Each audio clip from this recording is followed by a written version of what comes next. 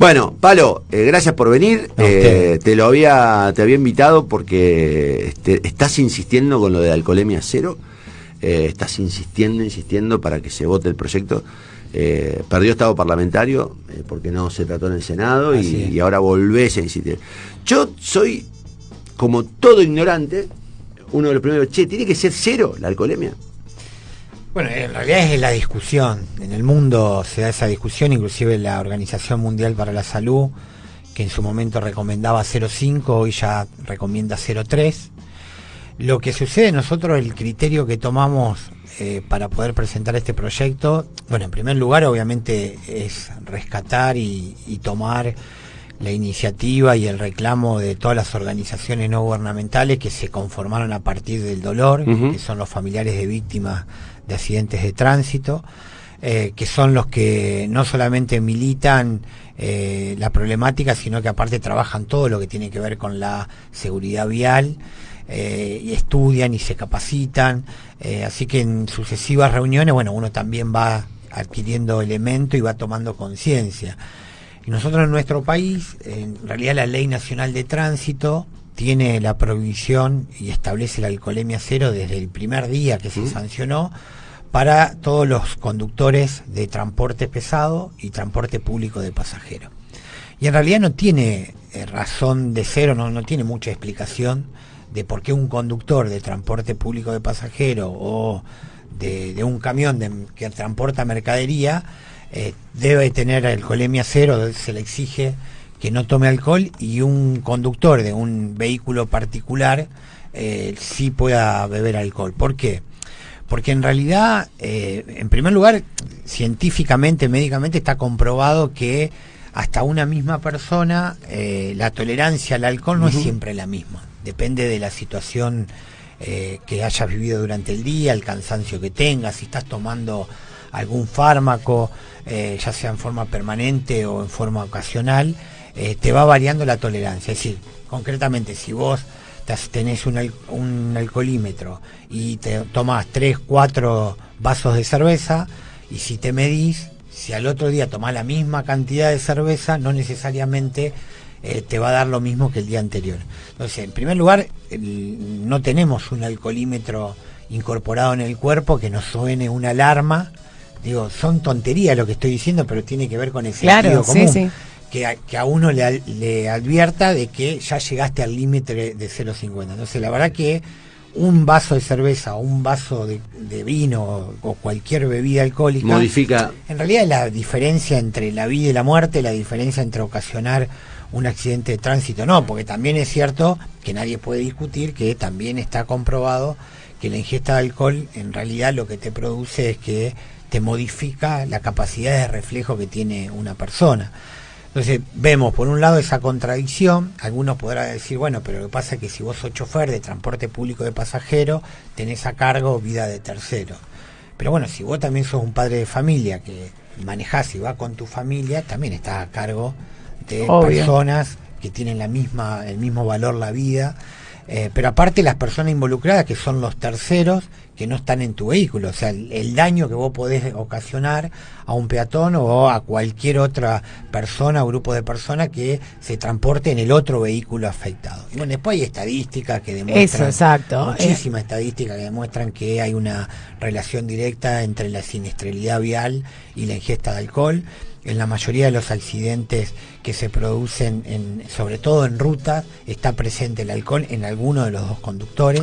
Obviamente que hay accidentes por falla humana, por eso son accidentes, pero la mayoría de las veces son incidentes viales que se producen por desatención o por ingesta de alcohol. Y en ese sentido, a mí me cuesta entender, yo obviamente que el debate me gusta debatir y me gusta que los argumentos vayan haciendo cambiar la posición de uno, pero a veces no entiendo por qué la negación a entender. ¿Por qué pierde estado parlamentario? El Senado no lo trató. No lo trató directamente, digamos, es como que no importara, digamos, el tema. No, a mí, yo sí he hablado con... O hay lobby ahí, porque digo, también hay que decir, hay lobby de las empresas de alcohol, me imagino, debe haber lobby de las empresas de vino, de cerveza, de whisky, eso se me ocurre, que deben decir, che, no, loco, alcohol cero no, alcohol 0, no sé cuánto, pero no deja de ser, digamos, llamativo que un tema que tiene una relación tan directa con no, yo me acuerdo de Flaco Espineta, digamos, y de los muertos de la escuela ECO, digamos, y de la campaña que empezó. Digo, no deberíamos tener discusión sobre esto. Nosotros entendemos que no. Yo en ese momento hablé en diputados salió por unanimidad, inclusive había algunos que tenían duda, por eso se le incluyó lo del falso negativo, que ahora lo explico, a partir de una iniciativa del Consejo Municipal de Santa Fe. Santa Fe ciudad tiene alcoholemia cero, que eso es otra cuestión también, digamos, unificar la normativa sería lo ideal. Porque, por ejemplo, si vos sos ciudadano santafesino, si estás transitando por cualquier calle de la ciudad, la exigencia es alcoholemia cero, pero si vas transitando por la 168 o por la ruta 1 o por la ruta 11, la tolerancia ahí es de 0,5. Entonces también estaría bueno y para eso trabajan las organizaciones, para que la ley nacional unifique también ese criterio y que sea alcoholemia cero para todos los conductores. Y en la provincia de Santa Fe, bueno, eso es lo que estamos intentando, pero cuando hablé en su momento, en particular con Felipe Micli, que era uno de los senadores que estaba dispuesto a discutirlo y que le parecía bien, lo que me informó que no había consenso para sacarlo. Y en el Senado hay una práctica que puede gustar o no, pero que es un hecho de la realidad, que la mayoría de las leyes salen por unanimidad. No hay leyes, se conversan antes. Son muy pocas leyes que salen con voto dividido. No sé cuáles son los intereses. No creo que a las grandes empresas les afecte, porque se trata de un conductor designado. O sea, tampoco es que deja de tomar todo el grupo de amigos, simplemente uno o toda la familia. No sé si tiene que ver con eso. Me parece que tiene que ver también con una falta de concientización, tiene que ver también con no sé, una negación a esto, porque si te lo pones a pensar realmente, alcohol cero al volante es simple. Vos tenés un arma, que es el auto. Entonces cuando te trasladás con esta falta de reflejo que recién comentabas, Palo, y las estadísticas de las que hablabas, en Santa Fe tenemos cualquier cantidad de ejemplos para citar que, trascendieron por la gravedad de los hechos. Sin duda. No sé cuál será el motivo de que no salga, pero no sé si tiene que ver con... Porque algunos entienden que con la tolerancia hasta 0,5 es suficiente, porque plantean que con eso no perdés los reflejos. Inclusive, también esto tengo que confesar que hay médicos que entienden que tiene que ser la tolerancia cero, y otros que con la normativa está bien. Eso también lo tengo que decir. Por ejemplo, el director provincial de Protección Civil de la provincia no está a favor de la tolerancia cero, de la alcoholemia cero, que es una lástima que sea así. Nosotros hemos planteado la posibilidad de debatirlo. Lo que pasa es que en diputados el proyecto, la verdad, que corrió muy rápido, y la verdad que no hubo dudas. Claro. El diputado, honestamente, y a todos nos gusta tomar un vino, y cuando vas a cenar con amigos, con la familia, yo a veces digo, ya es costumbre, pero cuento puntualmente el sábado. El sábado fui a Colastiné, y bueno, me empiezan a tomar un vino, ¿no? Porque fui a buscar a mi hija a un cumpleaños. No.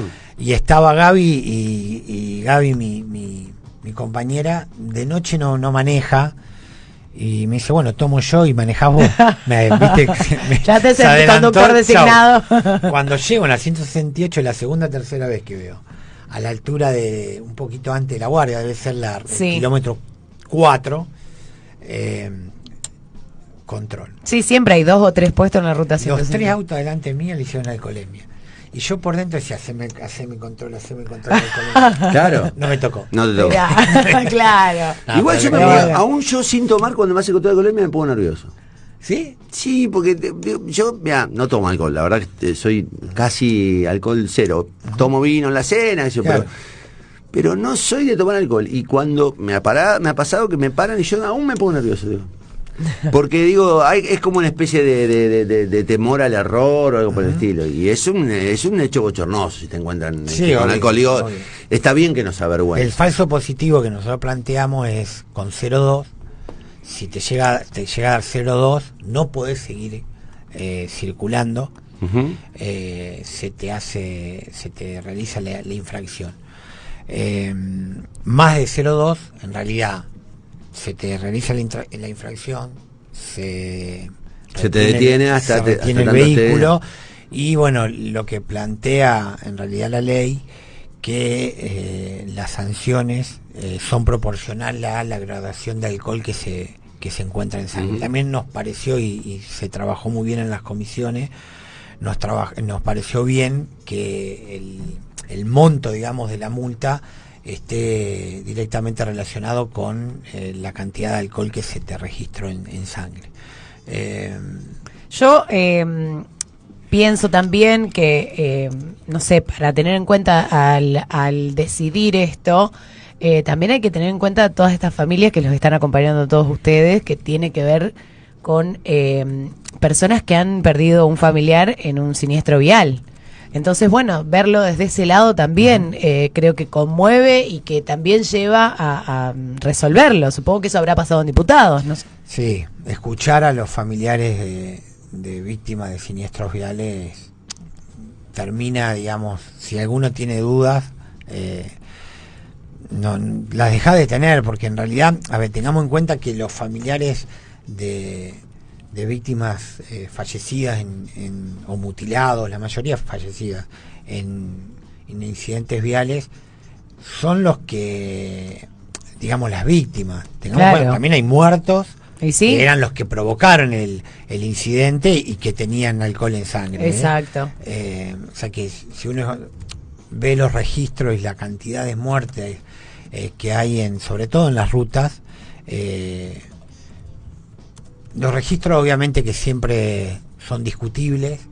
La mayoría de los registros de incidentes los llevan las organizaciones no gubernamentales. El Estado lamentablemente no lo lleva como corresponde, y por eso también la mayoría de las veces esos registros están por debajo de lo que en realidad deberían ser, claro, la cantidad de víctimas. Nosotros vamos a seguir insistiendo, y en el caso de las familiares y de las organizaciones también le pedimos que sigan insistiendo con pedir audiencia en el Senado de la provincia. Claro, porque ahí acompaña mucho, digamos, también definitivamente uno lo percibe, la movilidad, la movilización social es básicamente el punto más fuerte, lo que alguna vez Aramado digo, hay dos poderes, uno de los poderes principales es la opinión pública. La opinión pública cuando se manifiesta, cuando, digamos, se hace fuerza, está en la calle, va a las oficinas, reclama, y es ahí donde las voluntades que uno no entiende por qué no se modifican, se quiebran, porque sí, hay que darle la cara a la gente. En realidad, bueno, eso también tiene que ver con yo creo en la democracia representativa sin ningún tipo de duda, pero también es cierto que lo más importante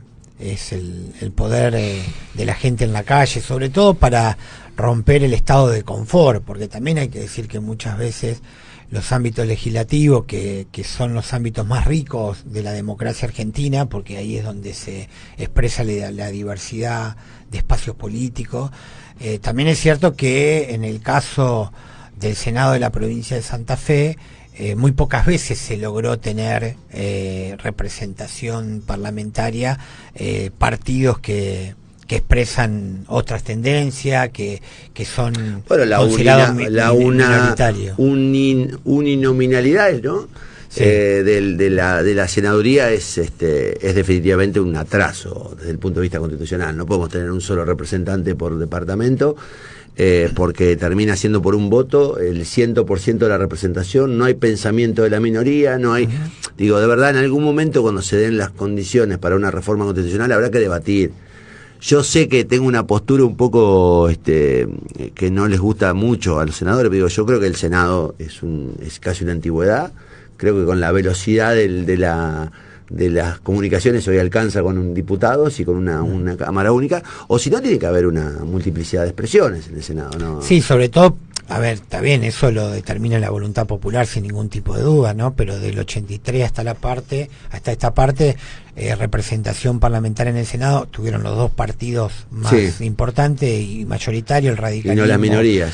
Las minorías únicamente el socialismo cuando se accede por el Frente Progresista, por el departamento de y por Santa Fe Jatón. Y por Santa Fe Jatón. Pero es cierto que el resto fue radicales y peronistas. Exacto. Siempre. Y por un voto se quedan con la senaduría. Eso es, bueno. Pero al margen de esto, me acaba de llegar una noticia de último momento que no tiene que ver conmigo, pero no tiene que ver solamente conmigo, tiene que ver con la... No puedo dejar de preguntarte por lo que está pasando alrededor de... Porque tiene que ver con la salud pública también. Bueno, el sábado armamos un lío con una nota. Me acaba de llegar la información en el audio de que Omar Perotti acaba de anunciar que me va a demandar. Me va a iniciar una acción judicial. Bueno, nada. De todas maneras, digo... No va a ser la primera que es la segunda. La segunda. La semana pasada me iniciaron la primera, que me la inició Jorge Molina, y esta va a ser la segunda. No había tenido acciones legales antes. Digo, más allá de, después de hacer una evaluación sobre esto, creo que hay un nivel de presión sobre el periodismo en Santa Fe que a mí sinceramente me preocupa porque es increíble. Digamos, entre los que se callan porque están presionados económicamente y los que hablamos y terminamos apuntados con todo el poder que implica el poder político, el poder criminal, es un poco incómodo laburar en Santa Fe hoy. Pero al margen de eso, digo, el tema de vacunas es un tema escandaloso, digamos. ¿Cómo lo estás viendo? Porque yo sé que vos estás preocupado por el desgaste de la imagen pública, de la dirigencia política. Claro, en primer lugar, obviamente que hay como un choque, mucha pena y mucha tristeza. En primer lugar, porque yo soy un defensor del sistema de vacunación. Siempre fui muy respetuoso y defendí que el criterio de que el presidente, los gobernadores y los intendentes tenían que tomar las medidas más discutidas desde la hora cero, que son las medidas de aislamiento, cuándo se flexibiliza.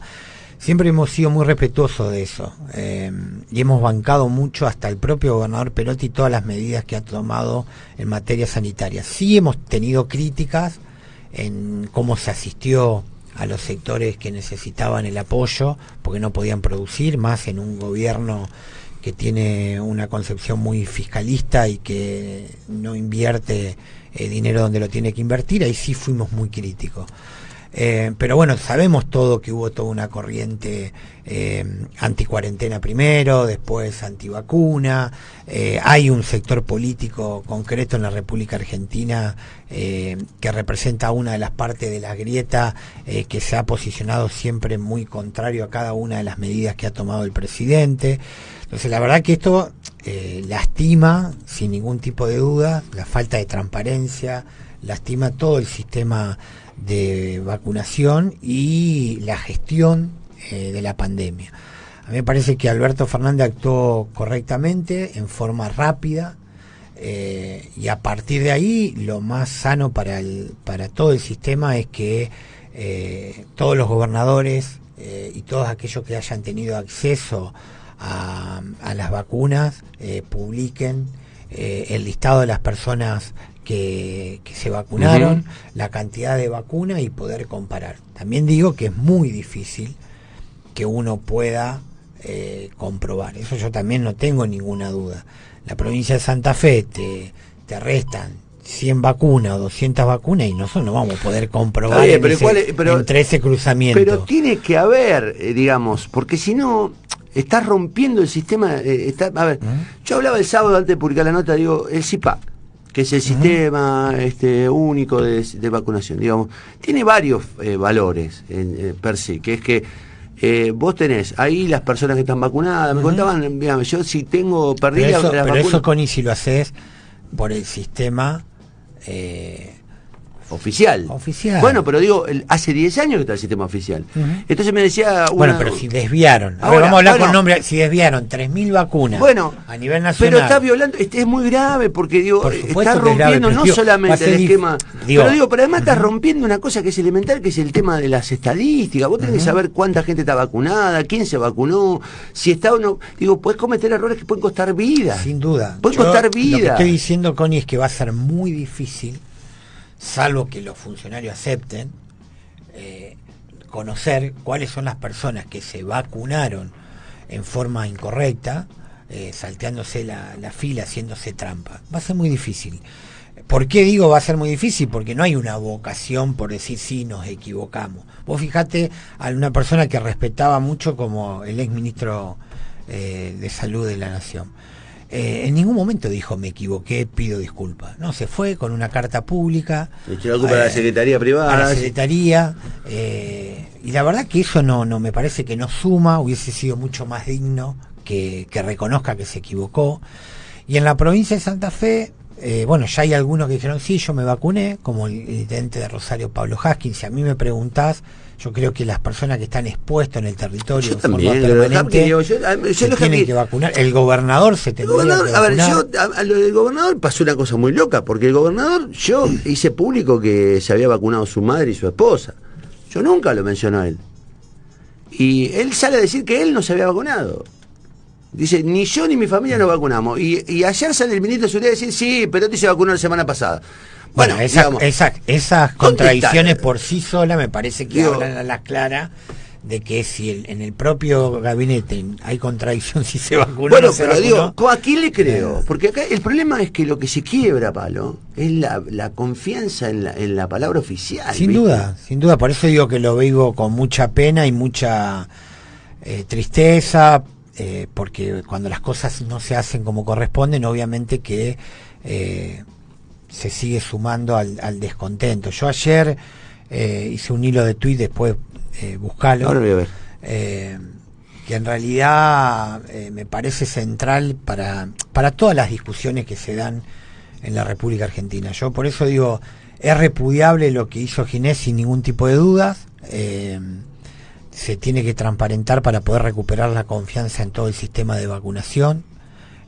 Y para recuperar la confianza en el sistema de salud pública, un país que, como Argentina, que por más que algunos quieren hacer ver lo contrario, es uno de los pocos países emergentes que tuvo vacuna, es uno de los pocos países emergentes que logró negociar. Primero se criticó fuertemente el tipo de vacuna que trajimos a la República Argentina, ahora se están comprando otra. Obviamente que el porcentaje de vacunado es mínimo y que va a llevar muchísimo tiempo más poder vacunar a toda la población, por lo menos en riesgo. Ni siquiera estoy hablando a la cantidad de, no sé, 45 o 50 millones de argentinos que somos hoy, digo a la población en riesgo. Entonces, bueno, actos como estos, sin ningún tipo de dudas, que quitan la transparencia en el sistema. Entonces, lo primero que hay que hacer es, se debe saber la verdad, por un lado, y por el otro lado, bueno, también tratar de que la dirigencia política esté a la altura de las circunstancias. A mí me parece que las sobreactuaciones no ayudan a que las cosas a veces se esclarezcan. Y en eso me parece que hay sectores de la oposición que sobreactúan y exageran, y después del oficialismo que minimizan una situación que fue grave, como esto del vacunatorio VIC. Ahora dicen que no hubo un vacunatorio VIC, sino que fue una circunstancia aislada, que fueron al ministerio, y la verdad que es muy no es un lugar para vacunar el ministerio. Claro, es muy además, difícil digamos, de creer, viste, que lo hicieron una sola vez. Entonces, la verdad que para todo el sistema democrático y para la credibilidad del sistema es urgente que estas cosas se puedan esclarecer. Y tiene que haber humildad. Si se equivocaron, que lo reconozcan. Hasta ahora no hubo alguien que sí, valioso lo de Pablo Hapkin, porque yo digo, Pablo sale a decir, mira, sí, me vacuné, y me vacuné porque quería mostrarle a todos que la vacuna era confiable. Y yo digo, es absolutamente justificable que una persona que está todo el tiempo en contacto con gente que tiene la obligación de hacer recorrido territorial tenga una vacuna. Yo no discuto el valor que tiene o la importancia que tiene el funcionario público que sale a la calle, digamos, que tiene contacto con la gente. Me parece que los gobernadores, los intendentes, el presidente tiene que estar vacunado. Después es discutible las personas que no salen a la calle. Yo creo que hay personas que no salen a la calle que no tienen ninguna razón por qué vacunarse antes que otras. Pero de verdad, nosotros tenemos pendientes el inicio del ciclo lectivo bajo la condición de si vacunan o no a los docentes. A los docentes, por ejemplo. Pero yo tengo ahí con ese certificado oficial en Santa Fe que hay abogados del Ministerio de Salud que se vacunaron. Tengo el secretario privado de la ministra, el secretario legal y técnico, están todos vacunados en el CIPAC. 28 años, 36 años. ¿Por qué estos tipos tienen prioridad sobre el docente, sobre el médico o el enfermero que todavía no recibió la segunda dosis? La única forma de tener prioridad es haciéndola por izquierda, como... Pues yo tengo los certificados acá. ¿Entendés? Sí, algunos lo mostraron, Sí, algunos, lo mostraban y algunos se hacían la B, o como si, digamos, como se tratara de un hecho. Y la verdad, es como que vos decías algo hoy que el nivel de discusión termina siendo muy decadente, muy patético. Yo en la nota que publico el sábado no quiero volver a la autorreferencia, pero estoy hablando de un montón de cosas. No hablo solamente de la mamá y de la esposa de Perotti. Hablo del desvío de vacunas al sector privado. Hablo de la modificación del protocolo que nunca se dio. Y digo, loco, se vacunó la gente del IPEC. Renunció la responsable de vacunación. Y nunca se supo por qué. Está bien, pues ni siquiera se supo No, pero sabemos por qué. Sabemos por qué. Entonces digo, todo eso es aún más grave que Perotti le hubiese vacunado a la madre y a su esposa. Pero pero la verdad es que en lugar de reconocer que tenemos un problema y que hay que urgentemente repararlo, salen, viste, como tropele a cazar. Y digo, loco, de verdad hay como una inconsciencia y el daño que le genera a la política eso, porque después te aparece el mensaje que hoy leíamos con Beba. Yo por suerte no creo en ningún político, todos los políticos, y no son todos lo mismo, ¿viste? No son todos lo mismo, no se comportan todos de la misma manera. Y hay como un daño sistemático al sistema político. Mirá, lo vengo diciendo hace tiempo, a mí me parece que la política es confrontación sin ningún tipo de idea, sin ningún tipo de duda, sobre todo cuando se confrontan modelos de país, idea, ideología, etcétera, etcétera. Ahora, la grieta, yo no tengo ninguna duda que lo que más mal está haciendo al país, justamente en el debate político, porque lo que produce la grieta es la simplificación de los análisis políticos, al extremo, no solamente que lo hacen los ciudadanos y ciudadanas que se ven o simpatizan con alguna de las dos partes de la grieta, entonces descalifican todo de lo que venga de enfrente, sino que también la dirigencia política cae en esa simplificación. Y por eso hablo de las sobreactuaciones que muchas veces se dan de un lado y del otro. Y no se mide con la misma vara las conductas y las acciones que se llevan adelante. Ojalá podamos recuperar la racionalidad para discutir, y eso no significa que no haya militantes políticos, funcionarios políticos que tengan perfiles para denunciar. No estoy hablando de eso, estoy hablando de que la simplificación muchas veces del debate impide de que en algunos casos se conozca realmente la verdad, y cuando se conoce la verdad, la respuesta ¿cuál es? En nombre de operaciones periodísticas o en nombre de operaciones judiciales o operaciones políticas, lo que hacen es descalifican a los denunciantes o a la denuncia en sí misma, y quedamos en el medio de una situación que sí es común. ¿Y cuál es esa situación que es común? Que a medida que va pasando el tiempo, la mayoría de los ciudadanos y ciudadanas dicen estas cosas, que somos todos iguales, y eso obviamente que no es bueno. Porque el 2001, y eso me parece que no lo entendió todo el sistema político, los hombres y mujeres que hacemos política, no fue solamente una crisis económica. Argentina está acostumbrado a tener crisis pendulares. Yo lo ponía eso en un tuit.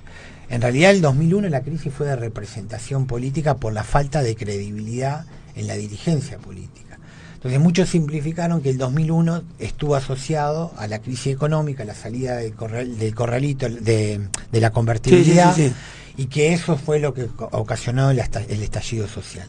Y en realidad fue mucho más que eso. Entonces creo que estamos en un momento bisagra en cuanto a que hay que parar la pelota. Los argentinos también me parece que deben exigir en el sistema democrático mayor calidad en ese debate político, y ojalá lo que no estamos parados en ningún lado de la grieta, y que no hacemos la política binaria, podamos tener capacidad también de construir otros espacios que sean alternativos al kirchnerismo y a Cambiemos, porque en realidad creo que ellos retroalimentan permanentemente esa grieta, porque para ambos espacios políticos es negocio.